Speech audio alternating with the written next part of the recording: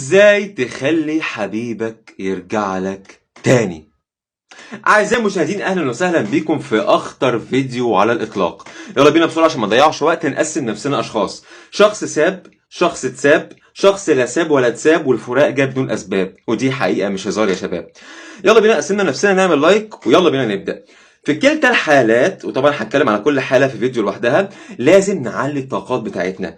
كلما علت الطاقات بتاعتك كلما زادت نسبه فرص رجوع الشخص اللي انت بتحبه ليك تاني، سواء كنتم متخاصمين، سواء كنتم سايبين بعض، سواء كنتم سايبين بعض بقالكم فتره.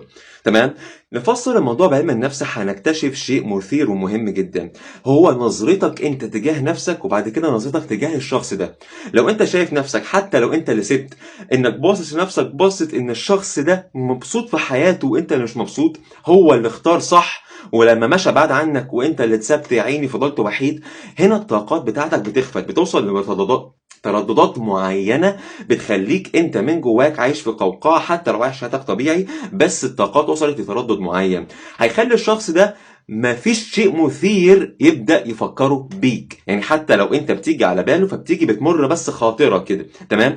لكن لو الطاقات اللي عندك عالية جدا جدا جدا، ده هيزود نسب فرص رجوع الشخص ده ليك ويخليه يفكر فيك اكتر ويجذبه يعني ليك، يقرب منك اكتر عن تجارب حقيقية. الناس بتدرسها معايا في سيشنات خاصة بجلسات بيعملوها معايا برايفت، بنطبق تمارين مع بعض بيوصلوا للمستوى ده. اللي مطلوب منك سواء ان انت سبت او اتسبت او لا سبت ولا اتسبت، سواء ان انتم متخاصمين، سواء ان انتم سايبين بعض او سايبين بعض بقالكم فتره، انك تتعود تعلي الطاقات بتاعتك. ازاي؟